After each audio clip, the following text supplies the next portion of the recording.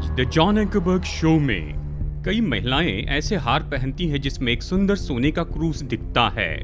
कभी कभी पुरुष अपने सूट पर एक छोटा सा क्रूस लटका कर पहनते हैं, लेकिन मैं अचंभित रह जाता हूं कि क्या लोग वास्तव में समझते हैं कि क्रूस का क्या मतलब होता है। आज के हमारे अतिथि हैं डॉक्टर अरविंद लुत्जर, जो लिखते हैं यीशु के क्रूस के नीचे खड़े होकर उसे मरते हुए देखना और उस उद्देश्य के लिए गवाह बनना जिसके लिए परमेश्वर ने संसार की निर्मित की। आगे वो कहते हैं, यदि आप समझते हैं कि यीशु क्रूस पर क्यों मरा, तो आप देखेंगे कि परमेश्वर के प्रेम और न्याय का मिलाप कैसे होता है। आप पाप के बोझ और उद्धार के सामर्थ को जान जाएंगे। यदि आप यीशु को उसकी निर्बलता, आज्ञाकारिता, दुख और करुणा में देखते हैं, तो आप सीखेंगे कि परमेश्वर आपसे कितना प्रेम करता है। क्रूस एक गहरा आश्चर्य है। उसकी महानता को समय भी नियंत्रित नहीं कर सकता। कोई भी हृदय इसका बोझ सहन नहीं कर सकता, और फिर भी ये हर एक चीज का केंद्र स्थान होता है। इसे पार नहीं किया जा सकता। जितना बेहतर हम समझेंगे कि क्रूस का मसीह के लिए क्या मतलब था, उतना ही बेहतर हम समझेंगे कि इसका हमारे लिए क्या मतलब होता है। इसे समझाने के लिए लेखक और धर्मशास्त्री डॉक्टर एडविन लुत्जर क्रूस से यीशु के कहे अंतिम वचनों का परीक्षण करके यीशु के हृदय में प्रवेश करेंगे। आज आप जो सीखते हैं वो आपका जीवन हमेशा के लिए बदल देगा। हम आपको जॉन एंकरबर्ग शो के इस विशेष एपिसोड में जुड़ने को आमंत्रित करते हैं।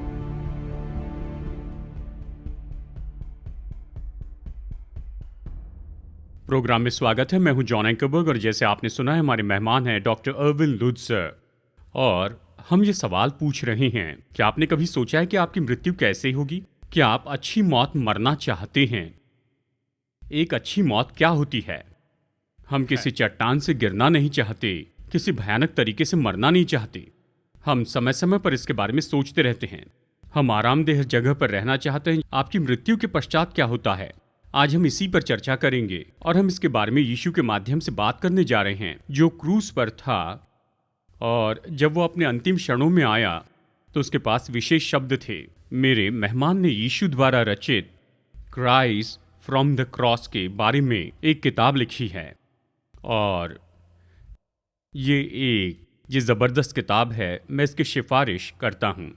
और अरविंद, हम इस तथ्य पर पहुँचते हैं कि जब यीशु की मृत्यु हुई तो उनका एक और कथन था, और वो क्या था, और वो इतना महत्वपूर्ण क्यों था? देखिए जॉन, जैसे कि आपने बताया, हम नहीं जानते कि हम कैसे मरने वाले हैं। मरने के कई अलग अलग तरीके हैं। ये तो निश्चित है कि हम एक दिन मरेंगे ज़रूर। लेकिन अफ्रीका में मुझे बताया गया कि ऐसी जनजातियां हैं जहाँ यदि आप एक अच्छी मौत मरते हैं तो इसका मतलब है कि आप अपनी मृत्युशैया पर आप अपने आसपास के सभी लोगों को यीशु मसीह के प्रति वफादार रहने का उपदेश देने में सक्षम है। तो यीशु निश्चित रूप से एक अच्छी मौत मरे। और आज हम क्रूस से 7वीं वाणी पर आते हैं, आखिरी पुकार, जहां वो कहते हैं कि हे पिता, मैं अपनी आत्मा तेरे हाथों में सौंपता हूं। अब यह इतना महत्वपूर्ण क्यों है? सबसे पहले आइए हम याद करें कि जब अंधकार के वे 3 घंटे शुरू हुए तो यीशु ने बड़े शब्द में पुकार कर कहा कि हे मेरे परमेश्वर, हे मेरे परमेश्वर, तूने मुझे क्यों छोड़ दिया? और हमने इस तथ्य पर जोर दिया कि नए नियम में यह एक ही बार है जहां यीशु ने अपने पिता को परमेश्वर के रूप में संदर्भित किया, क्योंकि पिता के साथ उसकी संगति बिल्कुल टूट गई थी। पर अब पिता के साथ संगति वापस आ गई, और कहते हैं मैं अपनी आत्मा तेरे हाथों में सौंपता हूं। तो ये हमारे लिए ये जानना बहुत मुख्य है कि यीशु की मृत्यु परमेश्वर की उपस्थिति में हुई, और उनकी वह संगति वापस आ गई थी। उसका रिश्ता बहाल हो गया, और वह जानता था कि वह पिता के पास जाने के लिए अब तैयार है। कुछ और बात भी है। कुछ एक अनुवादों में से एक में लिखा है कि यीशु ने अपनी आत्मा को त्याग कर दिया। वो उन शब्दों को जोड़ता है। और क्या ये अद्भुत नहीं है? क्योंकि क्रूस पर भी यीशु उस दौरान भी राजा था। वह वही है जो प्रभारी था, और उसने अपनी आत्मा को त्याग दिया, और वह परमेश्वर की व्यवस्था के भीतर ही मरा। मैं प्रोविडेंस के बारे में बात करना चाहूँगा, उसका अर्थ है कि उसे सही समय पर सूली पर चढ़ाया गया, वह सही समय पर मर गया। वह सही समय था जब यरूशलेम में फसह के लिए फसह के मेमने को बलिदान किया जा रहा था। तभी यीशु मसीह की भी मृत्यु हो गई। उस मृत्यु में भी यीशु ने न केवल परमेश्वर की उपस्थिति का अनुभव किया, बल्कि उनकी कृपा का भी अनुभव किया, और उनकी मृत्यु सही समय पर हुई। और देखिए, बाइबल कहती है, मेरे दिन तेरे हाथ में है।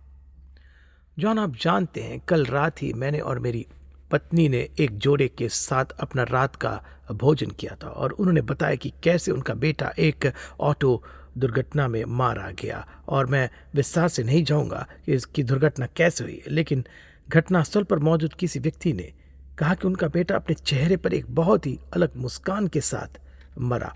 अब इसका कारण है कि वह यीशु मसीह में विश्वास करने वाला था। पर जो बात मैं कह रहा हूं कि वह यह है कि उन्होंने उस मृत्यु को भी परमेश्वर की व्यवस्था के हिस्सा के रूप में स्वीकारा, जो विश्वास करने वाले सभी लोगों के मामलों को निर्देशित करता है। तो अब यहाँ यीशु है, वह सलीब पर मर रहा है और वह स्वयं को पिता के प्रति समर्पित कर रहा है।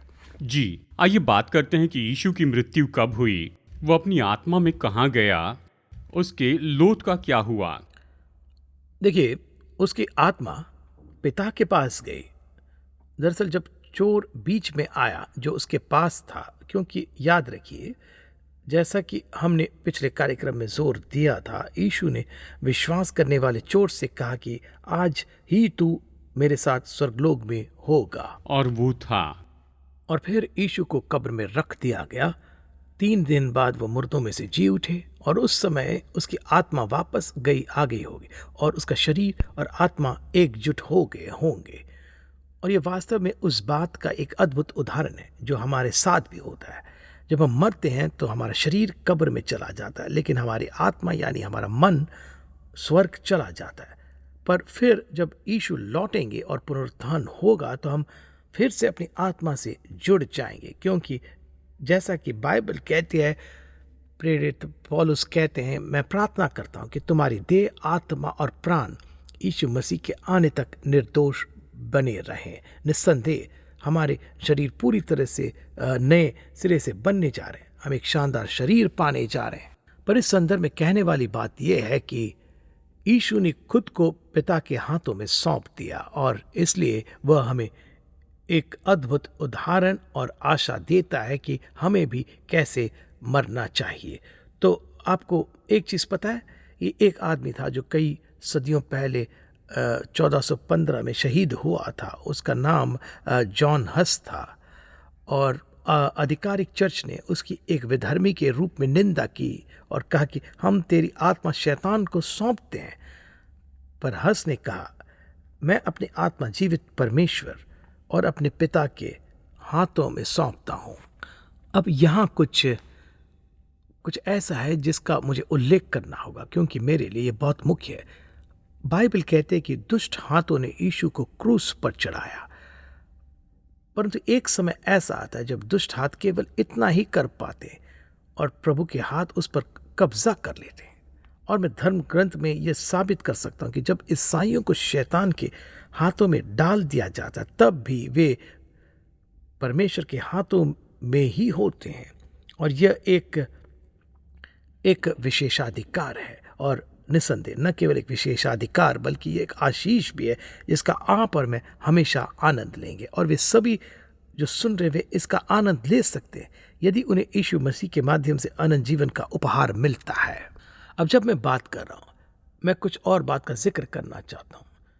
यीशु ने ये शब्द कहे कि मेरी भेड़ें मेरा शब्द सुनती है और मैं उन्हें जानता हूं, और वे मेरे पीछे पीछे चलती, और मैं उन्हें अनंत जीवन देता हूं, और वे कभी नाश न होंगे और कोई उन्हें मेरे हाथ से छीन न लेगा। मेरा पिता जिसने उन्हें मुझे दिया है सबसे बड़ा है, और कोई उन्हें मेरे पिता के हाथ से छीन नहीं सकता। कई वर्ष पहले मैंने सद्भाव में हाथ नामक एक संदेश का प्रचार किया था। उन लोगों के लिए जो मसीह को उद्धारकर्ता के रूप में स्वीकार करते हैं, आपके पास पुत्र का हाथ है, आपके पास पिता का भी हाथ है, और वे मिलकर काम कर रहे हैं और वे हमें बनाए रखते हैं। इसका मतलब ये नहीं कि मौत कोई ऐसी चीज़ है जिसे हल्के में लिया जाना चाहिए। सच तो ये है कि हमारी यात्रा बहुत ही कठिन हो सकती है, लेकिन इसका मतलब ये है कि जॉन, कि परमेश्वर के हाथों में हमारी एक बहुत ही सुरक्षित लैंडिंग है। जॉन, हमारे लिए जानना बहुत ही मुख्य है कि मृत्यु के आंकड़े बहुत ही प्रभावशाली है, और मैं चाहता हूँ कि जो कोई भी सुन रहा है वह इस वास्तविकता का सामना करे कि मृत्यु उनके पास एक दिन आ रहे, और मगर हम ये नहीं जानते कि कब। एक कहानी है जो हमारे सामने आती है, वास्तव में एक दृष्टांत मध्य पूर्व से, जहाँ एक व्यापारी था जिसने अपने नौकर को एक काम करने के लिए बाजार में भेजा था, और नौकर वापस आया और बोला कि जब मैं वहाँ बाजार में था मेरी मुलाकात लेडी डेथ से हुई और उसने मुझे डरा दिया। मैं उससे बहुत डरता हूँ। मैं चाहता हूँ कि आप मुझे अपना सबसे तेज घोड़ा दे ताकि मैं आज रात समारा तक सवारी कर सकूँ। इसलिए व्यापारी ने अपने नौकर को अपने सबसे तेज घोड़ा दिया और वह समारा चला गया। और दोपहर के बाद व्यापारी स्वयं बाजार में गया और लेडी डेथ को पाया और कहा कि तुमने मेरे नौकर को क्यों चौंका दिया। और उसने कहा, ठीक है, वास्तव में मैं ही चौंकी थी। उसने कहा, मुझे नहीं पता कि वह यहाँ बगदाद के एक बाजार में क्या कर रहा है, जब आज रात मेरी उसके साथ समारा में एक अपॉइंटमेंट है। मेरा कहना बस इतना ही है, हमारे पास मृत्यु से बचने का कोई रास्ता नहीं है। और अच्छी खबर यह है कि बाइबल कहती है कि जब यीशु मरे तो उन्होंने मृत्यु का भय भी दूर कर दिया, क्योंकि अब हम जानते हैं कि दूसरी तरफ क्या है और हम जानते हैं कि मृत्यु के लिए कैसी तैयारी करनी है। मैं उन लोगों से बात करना चाहता हूं जो शायद अभी भी अपने मन में सोच रहे हैं कि अनंत जीवन और उद्धार प्राप्त करने के लिए वे कुछ कर सकते हैं, जो सोच रहे हैं कि मेरे भीतर परमेश्वर के सामने खड़े होने के लिए पर्याप्त अच्छाई है। एक दिन हवाई जहाज पर मैं इस आदमी को गवाही देते हुए बता रहा था कि उसे यीशु मसीह की ज़रूरत क्यों है, और उनमें मुझे ये कहने का साहस था कि जब मैं परमेश्वर के सामने खड़ा होऊंगा तो मैं अपने रिकॉर्ड पर खड़ा होऊंगा। अविश्वसनीय धोखा, उसका रिकॉर्ड, उनका त्रुटिपूर्ण रिकॉर्ड। आप और मैं जो कुछ भी करते हैं वह दूषित है। हम कुछ अच्छे काम भी कर सकते हैं, पर अपने दिल के भीतर हम जानते हैं हम इसके बारे में लोगों को बताने के लिए उत्सुक भी रहते हैं, क्योंकि हम खुद को दूसरों से बेहतर दिखाना चाहते हैं जो हम वास्तव में नहीं है। यहाँ तक कि जब मैं यहाँ बोल रहा हूँ कि तो मैं चाहता हूँ कि हर एक श्रोता अपने दिल में झांके और यह सवाल पूछे कि मेरा दिल वास्तव में कैसा है। और बाइबल कहते हैं कि मनुष्य का हृदय कपटी और अत्यंत दुष्ट है, इसे कौन समझ सकता है, कौन समझ सकता है इसे। और अगला वचन कहता है कि परमेश्वर बोल रहे हैं, मैं यहोवा हृदय को जांचता हूँ। परमेश्वर आपको वहीं देखता है जहाँ आप है, वह आपकी असलियत देखता है, और आप अपने पाप का प्रायश्चित नहीं कर सकते। आप अपने आप को अनुग्रह के योग्य भी नहीं बना सकते। आपको यह ध्यान में रखना होगा कि उद्धार में आपका योगदान आपका पाप ही है, और यह सब एक तरफा है। यह यीशु ने क्रूस पर जो किया उसके कारण है। और यीशु ने कहा, मैं अपनी आत्मा तेरे हाथों में सौंपता हूं। और आप और मैं एक ही तरह से मर सकते हैं और एक ही आश्वासन पा सकते हैं, क्योंकि हमने एक योग्य उद्धारकर्ता पर भरोसा किया है। आज जो लोग मुझे सुन रहे हैं उन सभी से मैं ये कहता हूं, किसी शिक्षक, किसी धार्मिक नेता पर भरोसा मत करो, क्योंकि वे आपके पाप को माफ नहीं कर सकते, आपके हृदय को साफ नहीं कर सकते, आपके परमेश्वर के सामने प्रस्तुत नहीं कर सकते जैसा कि आप परिपूर्ण हो, क्योंकि वचन के आधार पर आप मसीह के कारण सिद्ध हो गए हो। मगर इस संसार के लोग आपके लिए ऐसा नहीं कर सकते। मसीह ही एकमात्र ऐसा व्यक्ति है जो हमें छुटकारा देने में सक्षम है, और मैं लोगों में उस पर विश्वास करने का आग्रह करता हूँ। जी, जब आप एक जवान व्यक्ति थे, आप इन चीज़ों के बारे में सोच रहे थे, तो आपने आखिरकार मसीह को अपने जीवन में कैसे प्राप्त किया और कैसे जाना कि वो आपके अंदर आ गया है? देखिए, मैं खेत में पैदा हुआ था और मेरे माता पिता मसीह ही थे, और लगभग 14 वर्ष की उम्र में मुझे अपने पापों का दोषी ठहराया जाने लगा। मैं आज ऐसे युवाओं की संख्या से आश्चर्यचकित हूँ जिनके पास शायद वही दृढ़ विश्वास नहीं है जो मेरे पास था, और इसलिए मेरे माता पिता ने इसे पहचाना और उन्होंने कहा आपको यीशु मसीह को अपने उद्धारकर्ता के रूप में स्वीकारना होगा। और मुझे ये कहते हुए याद है कि मैंने इसे आजमाया, लेकिन ये काम नहीं कर रहा।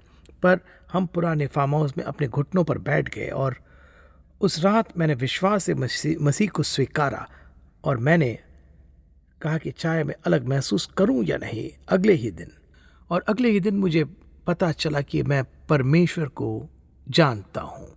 और हम आश्वस्त हो सकते हैं क्योंकि बाइबल रोमियो की पत्री में कहती है कि उसकी आत्मा, पवित्र आत्मा, हमारी आत्मा के साथ गवाही देती है कि हम परमेश्वर की संतान है, और इसलिए हमारे पास आत्मा की गवाही है जो हमारे लिए परमेश्वर के वादों का गवाह है।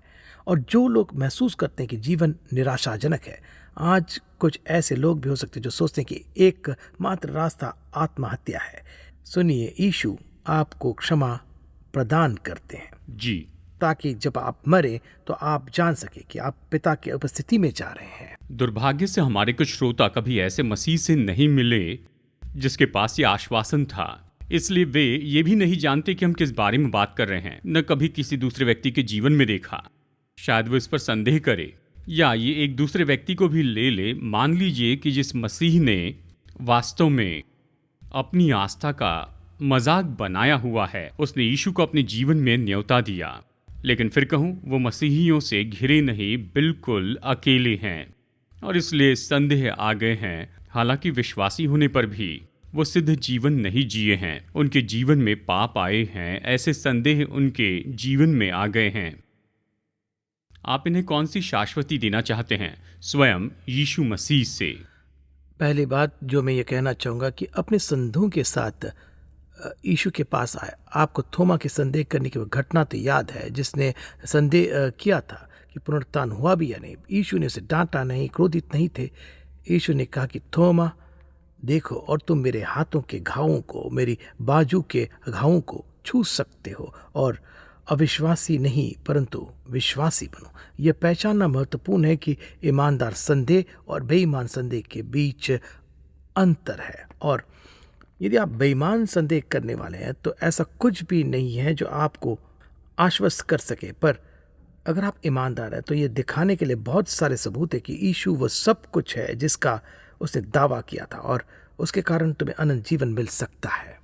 मैं भी लोगों से बिल्कुल निश्चित रूप से बात करना चाहता हूँ, क्योंकि बाइबल यही कहती है कि एक और हम स्वयं को प्रभु के प्रति समर्पित कर सकते हैं और उद्धार प्राप्त कर सकते हैं, और मृत्यु के समय हम कह सकते हैं कि मैं अपनी आत्मा को तेरे हाथों में सौंपता हूँ। पर जो लोग मसीह जो उद्धारकर्ता के रूप में नहीं जानते, उनके लिए बाइबल कहती है जीवित परमेश्वर के हाथों में पड़ना एक भयानक बात है। जॉन, इसका मतलब यह है कि अंत में हर कोई पिता के हाथों में ही जाएगा। या तो वे स्वीकृति और आनंदमय पुनर्मिलन के लिए पिता के हाथों में जाएंगे, और या फिर वे भयानक न्याय के लिए पिता के हाथों में जाएंगे। तो इसलिए उन्हें यह पहचानना चाहिए कि यीशु मसीह पर भरोसा करना और मृत्यु के लिए तैयार रहना कितना महत्वपूर्ण है। और ऐसा करने का एकमात्र तरीका है ये सुनिश्चित करना कि हमारा अनंत जीवन मसीह यीशु में सुरक्षित है। यीशु के लिए धन्यवाद। ठीक है, अब जो समय हमारे पास बाकी है, ऐसे लोग हैं जो सुन रहे हैं और कह रहे हैं, इस समय जैसे मैं आपकी बात सुन रहा हूं और मैं अपने जीवन में यीशु को स्वीकार करना चाहता हूं। ठीक है, उन्होंने कहा मुझे पता है कि मुझे मसीह को स्वीकार करना है, लेकिन मैं नहीं जानता कि कैसे। तो लोगों को बताइए कि कैसे। मैं उन सभी से एक व्यक्तिगत बात कहना चाहता हूं जो आज हमें सुन रहे हैं और देख रहे हैं। आप अपनी आत्मिक यात्रा में आज कहाँ हैं? मैंने कुछ पल पहले ही इस बात पर जोर दिया था कि हम सभी परमेश्वर के हाथों में जा रहे हैं, या तो स्वागत पाने के लिए उसके हाथों में, या न्याय पाने के लिए उसके हाथों में हम जा रहे हैं। और हाँ, जब तक कि अविश्वासी लोग यीशु मसीह की सुरक्षा में नहीं आते, परमेश्वर अविश्वासियों का न्याय करते हैं। देखिए, एक कहानी है जो हमें उन दिनों से मिलती है जब मैदानी क्षेत्र निश्चित रूप से एक ऐसी जगह थी जहाँ लोग जा रहे थे और घर बसा रहे थे, और उन्हें जिस चीज़ का डर था वो मैदानी आग थी। जाहिर तौर पर आग का खतरा वहाँ होता, पर मुझे बताया गया कि जब मौसम अनुकूल होता था तो वे खलिहान और अपने घरों के आसपास की घास और पेड़ों को जला देते थे। वे दूर दूर तक घास जलाते थे, और क्योंकि वे जानते थे कि यदि मैदानी आग आती है तो वह दूर ही रुक जाएगी, क्योंकि वे वहीं रह रहे थे जहां आग पहले से ही लगी हुई थी। जब यीशु मसीह क्रूस पर मरे तो उन्होंने हमारे न्याय की अग्नि को अपने ऊपर ले लिया। वह वही है, जब वह मर गया तो उसने वह सब सहा जिसके आप और मैं हकदार थे, यदि हम उसकी कृपा और दया को स्वीकारते नहीं। क्या आप आज उसे प्रत्युत्तर देंगे? क्या आप यह सुनिश्चित करेंगे कि आपके हृदय में अब आगे से कोई बाधा न हो जिसे आप छोड़ना नहीं चाहते, ताकि आप मसीह पर विश्वास कर सके और उद्धार पा सके? बड़े दुख के साथ मुझे ये कहना होगा कि अधिकांश लोग ठीक वैसे ही मरते हैं जैसे वे जिए थे। देखिए, बाइबल कहते हैं कि मसीह में हम अंधकार के राज्य से उसके प्रिय पुत्र के राज्य में स्थानांतरित हो गए हैं। मुझे बताया गया कि एक आदमी मर रहा था और उसकी बेटी ने कमरे में एक मोमबत्ती जलाई थी और उसने कहा, नहीं, मोमबत्ती बुझा दो। मैं जीना चाहता हूँ और मैं वैसे ही मरना चाहता हूँ जैसे मैं अंधकार में जिया हूँ। क्या आप आज आध्यात्मिक अंधकार में जी रहे हैं? निराशा, आशाहीन, ड्रग्स, शराबबंदी, टूटे हुए रिश्तों ने आपको इतना दुख पहुंचाया है। क्या आप यीशु मसीह के पास आएंगे? क्योंकि जब आप ऐसा करेंगे तो आपको ये आश्वासन मिलेगा कि आप उसके हैं। इससे कोई फर्क नहीं पड़ता कि आपका अतीत का जीवन कितना बुरा रहा हो, और हो सकता है कि जीवन में संघर्ष जारी भी रहे। अंत में आप यह कहने सक्षम होंगे कि पिता, मैं अपनी आत्मा आपके हाथों में सौंपता हूँ। यीशु ने हमें सिखाया कि कैसे मरना है, और क्रूस पर उसने जो उद्धार के कार्य को पूरा किया वो हमारे लिए पापियों के रूप में था कि हम पिता पर विश्वास के साथ उसकी तरह भी मर सकते। यदि आज परमेश्वर ने आपसे बात की है तो इसे याद रखें। आपको यीशु के पास दौड़ना चाहिए। लाक्षणिक रूप से कहे तो उनकी कृपा प्राप्त करें, और आप वहीं खड़े होंगे जहां आग पहले से ही लगी हुई है। आप ऐसा करेंगे? मैं आपके लिए प्रार्थना करूंगा, और जब मैं ये करूंगा आप भी इसे करिएगा। अपने आप से पश्चाताप करो, मसीह की ओर मुड़ो। वह वही है जिसने हमारे पापों को सहन किया और उसके परिणाम स्वरूप हमें अनंत जीवन मिला। मुझसे जुड़े। पिता, मैं आज आपको इस तथ्य के लिए धन्यवाद देना चाहता हूं कि जब यीशु की मृत्यु हुई तो उसने जो कार्य किया वह पूरा हो गया, और वह स्वयं को पिता के हाथों में सौंपने में सक्षम हो गया। हे प्रभु, हम उन सभी के लिए प्रार्थना करते हैं जो सुन रहे। हम चाहते हैं कि आप उनकी आपत्तियों, उनकी झिझक को दूर करें और उन्हें यीशु पर विश्वास करने में मदद करें, ताकि हम सभी एक अच्छी मौत मर सकें, खुद को परमपिता परमेश्वर के प्रति समर्पित कर सकें। प्रार्थना करते हैं कि प्रभु, कि आप आज दिलों में अपनी सामर्थ्य के साथ काम करेंगे, और हम आपकी प्रशंसा करते हैं, और हम क्रूस पर जो कुछ पूरा हुआ उस पर आनंदित होते हैं। हम आपको धन्यवाद देते हैं पिता, और हम आपसे प्यार करते हैं यीशु के नाम से, आमीन।